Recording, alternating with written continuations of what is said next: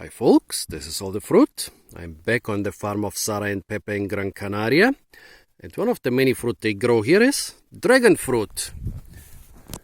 Well, Dragonfruit grows on a cactus, as you can see from the many spines. And yeah, cactus looks like it fits in this dry, almost desert environment. However, no, Dragonfruit cacti actually don't come from desert environments. They come from dry and deciduous coastal forests in Costa Rica and probably also in Nicaragua. The official name of the red pitaya is Hylocereus or Hylocereus costaricensis. Sometimes it's also called Hylocereus polyrizus, but this name doesn't seem to be accepted.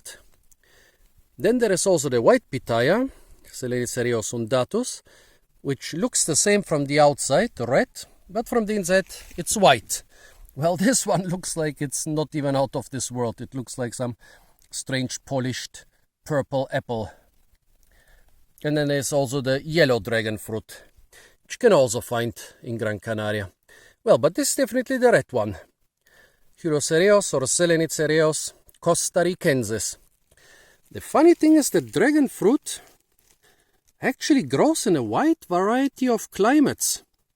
Well, it comes from dry coastal deciduous forest, but it can be grown on the Canary Islands. It can be grown in the Mediterranean in warm areas like Israel and Malta. But it's also the only cactus fruit which is of commercial significance in the moist tropical areas, for example in Southeast Asia.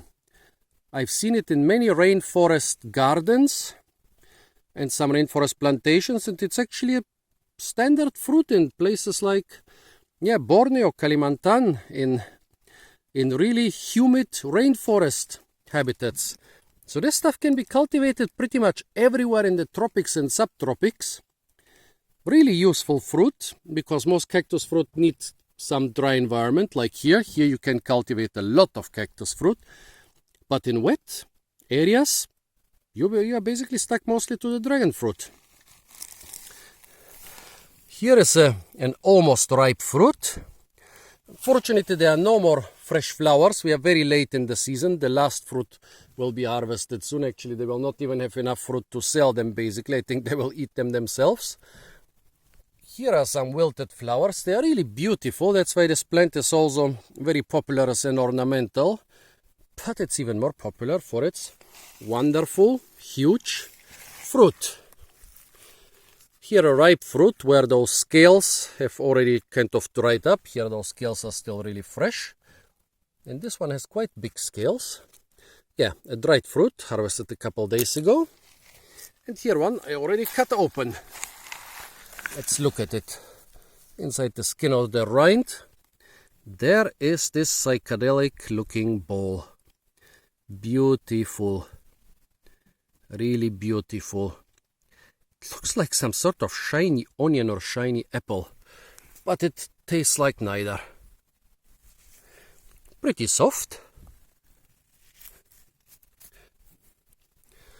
Oops, okay, now I dropped this one in the dirt.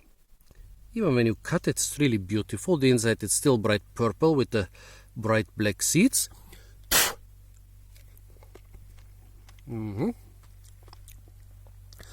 This one is not very sweet. This fruit is not even from the same plantation. I think those will be very sweet because they get very little water and a lot of sun here. This one I brought from a different plantation, and it's not very sweet, so it has been watered a lot. The fruit are definitely ripe, as you can see, but they have been watered a lot to gain a lot of weight. So I'm sure when the last fruit of this plantation are ripe, they will be much sweeter. But still, there is a bit of sweetness and also a bit of a strange flavor. Shall I describe it? It's not even a fruity flavor.